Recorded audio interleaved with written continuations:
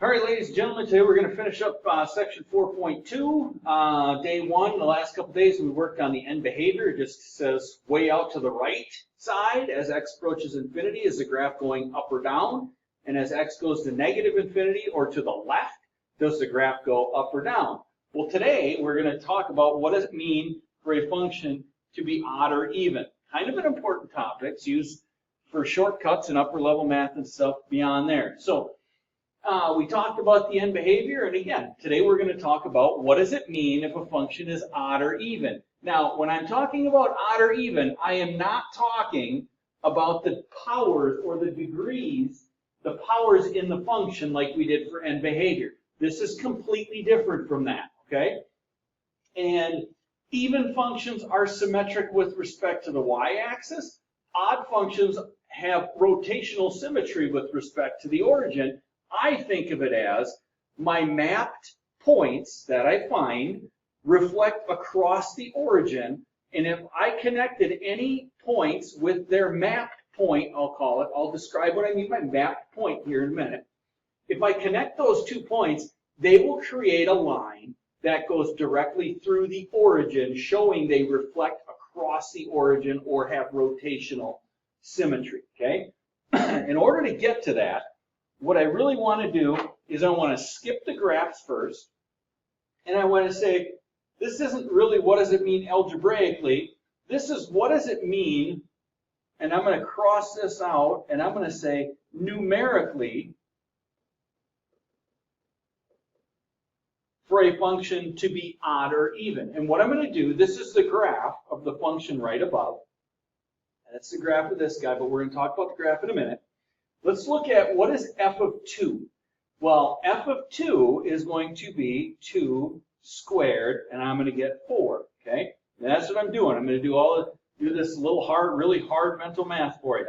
Okay, and f of 2 is 4. Well, what's f of negative 2? Well, what's negative 2 squared? It's 4. Okay, well, let's take it a step. So this gave me the ordered pair 2, 4, and its mapped partner, I'm going to call it. Because 2, now I'm going to put the opposite of 2 in, and I'm looking to see what did I get out, okay? Now over here, I'm going to put 4 in there. Well, what's 4 squared? 4 squared is 16, and what's negative 4 squared? It's 16 again, okay? So this is, I put in the number 4, I get 16 out. If I put the opposite of 4 in, and I get 16 out. So when I put a number in its opposite, into a function, what happens is I'm getting the exact same number out for that number and its opposite. What that does, right above here, that means numerically my function is even. Okay? And what that looks like graphically, if I plotted these 2 points, if I went over my scales by 2, so if I went over 2 up 4, and I plotted its mapped partner, the opposite of 2 and what it outputted, notice it is reflected straight across the y-axis. I am equidistant on both sides of the y-axis, showing that that reflected across the y-axis. If I did the same thing, I can't, because I can't quite get up to 16, but if I went over 4, up 16, okay, that is reflected straight across the y-axis. Now, it's not possible to show just for a couple points like this, okay, that's where the algebraically gets a little bit more dicey. But this is true for every number and its opposite in the whole world for that particular function, okay? The number is going to reflect across. So it's nice if I knew a function's even, okay, I don't even have to do the math. If I know if I plug in 2 and get 4 out, well, if I plug the opposite of 2 in, I'm going to get the same that I got out for the other one. Okay, that's what it means to be even. Odd's a little bit more dicey, okay? And I'm going to describe this rotational symmetry as it says there, okay? This function up here, that is y, or f of x equals x cubed, okay? Please do not think even because of even power. It has nothing to do with that. Please don't think it's odd because it has an odd power. Has nothing to do with that. But what we're going to do is we're going to plug 2 into this x cubed. So 2 cubed gives me 8, okay? Now I'm going to plug, so that gives me 2, 8, okay? And now I'm going to put negative 2 in there. Well, negative 2, well, if I put negative 2 into x cubed, negative 2 times negative 2 times negative 2, that outputs negative 8. Okay. Well, how about 4? 4 to the third power is 64. And negative 4 to the third power is negative 64. Okay. So this ordered pair is 4, 64. And this one is an opposite, and I got the opposite out, okay? So what I'm thinking of here is opposite in, opposite out. So if I put in positive 2, and I got 8 out, well, that means when I put the opposite of 2 in, I should get the opposite of 8 out, and I did. Opposite in, opposite out. Put in a 4, I got 64. That means if it's odd, when I put negative 4, the opposite of that x value in, I get the opposite of that y value out. So when I do opposite in, I get opposite out. Because remember, that's the opposite of x. I got the opposite of y out. That's what it means for a function to be odd. To be even, that was, I put the opposite of x in, but I got the same out for both of them. Okay, I got the f of x out. Well, when I look graphically up here at my odd functions, okay, we did these points, so I put 2 and I got 8 out. I put negative 2, I got negative 8 out. Now, for all ordered pairs, if I plug 2 and I got negative, if I put 2 in, I get 8 out, its mapped pair is the opposite of what I just put in and what it spit out. If I take those points, I consider them kind of mapped pairs. If I took a line from those two pairs and I connected them, where do you notice it went through? Where explicitly do you see that that line, when I connected those two dots, went through? It went through the origin. That's why they have origin symmetry, okay? It's kind of hard to see that. The other way to see it is if you flip if you reflect the thing across the y-axis or up across the x-axis. If I did that, okay, I can look at it like this. If I reflect across the x-axis, I have now gained y-axis symmetry. That's another way to graphically look at it, okay? Or connect the dots like I said. So this is graphically on the top, reflect the y-axis for even, reflect the origin for odd. Numerically, it's just listing out a bunch of points. Now, this wouldn't be enough. I mean, numerically, to prove a function's even or odd, you really have to show a lot of points, not one or two, because there are some functions that will do this, but then other points they do not hold for. The hard part is algebraically looking for it, okay? And what I want to do is, I'm going to just come back here quick, and graphically, I'm going to write exactly what I was saying, okay? If it's even, points reflect across the y-axis. If it's odd, they reflect across the origin. Or if I connect those points with a line, that line will always go through the origin. Algebraically, it's a little tougher, to be honest.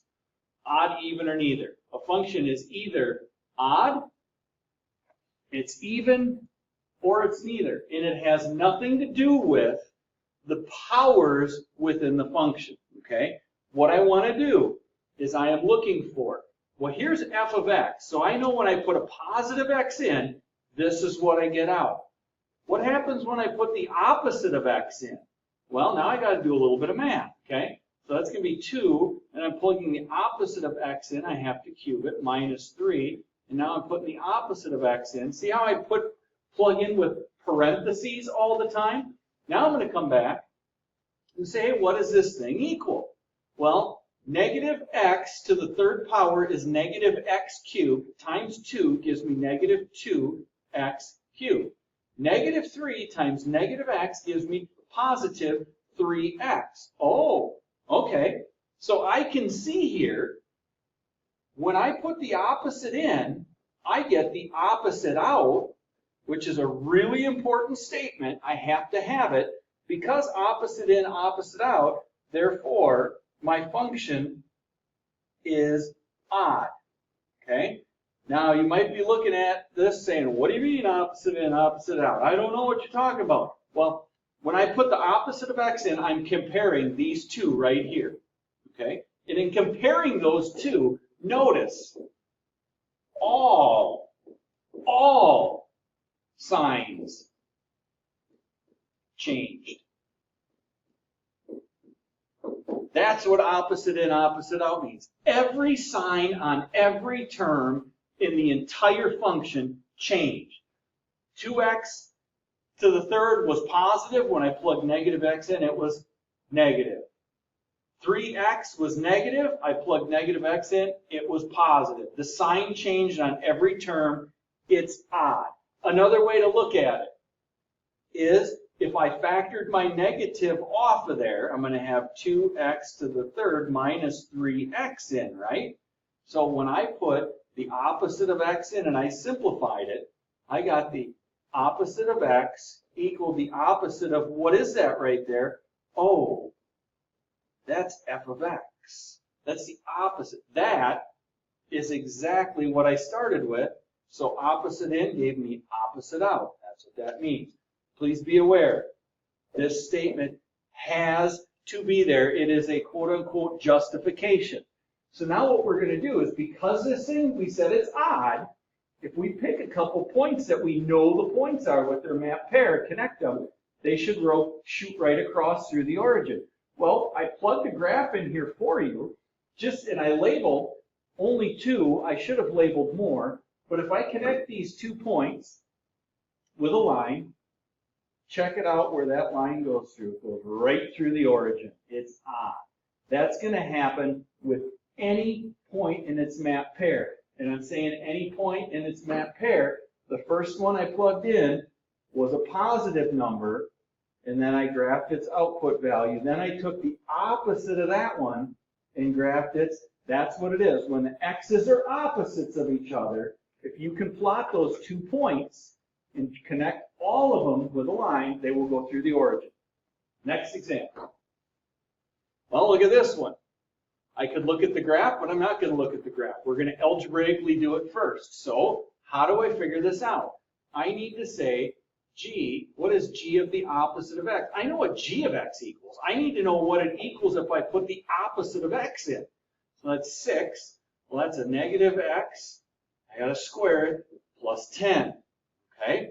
So that means when I plug the opposite of x in, what I get out is negative x squared is x squared times 6. I get 6x squared plus 10.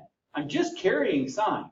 So now looking at this, I know for sure, because the opposite of x actually equaled my original function, therefore this thing is even. Some people are at home right now scratching their head. What? I don't get it. Okay, well, compare this guy with what I started with. Boom. What is very, very noticeable about it?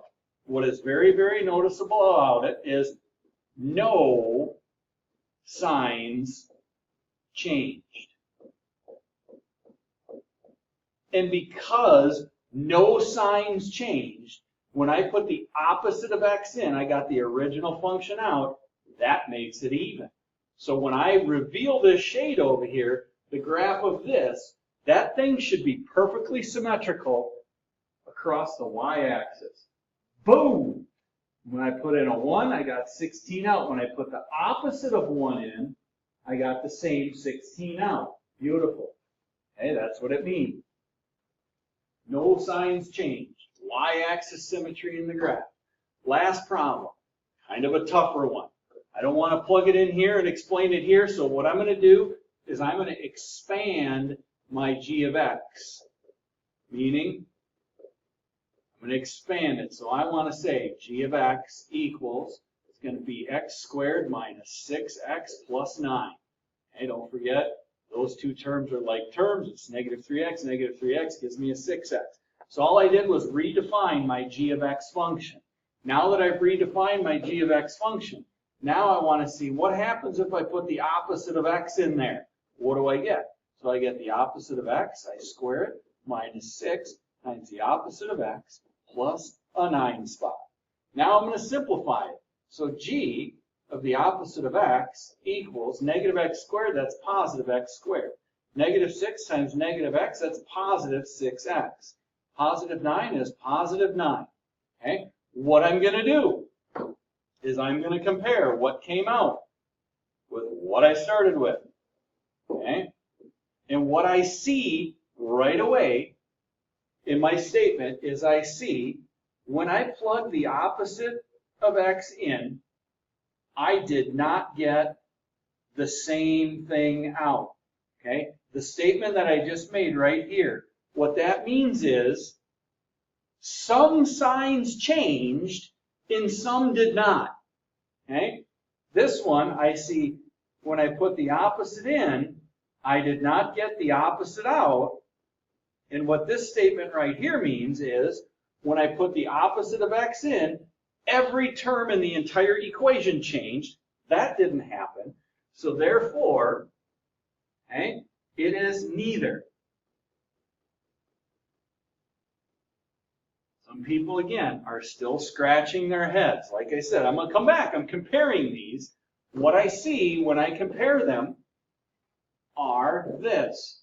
Some signs changed, but not all.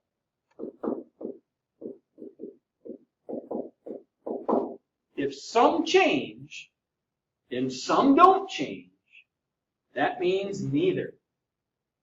It has to be accompanied with that statement. Now, when I reveal this, I am not going to have symmetry across the y-axis, nor will I have symmetry across the origin, and it's going to be obvious. Boom. There it is. Okay? So that does it for odd and even functions. Please check in to the live sessions or whatever, or ask questions if you have them. We totally expect you're going to have them. This is a very difficult concept for a lot of people to wrap into their head. Other than that, finish up your 4.2 try on your own. It will be due this coming Monday. Have a good rest of your day.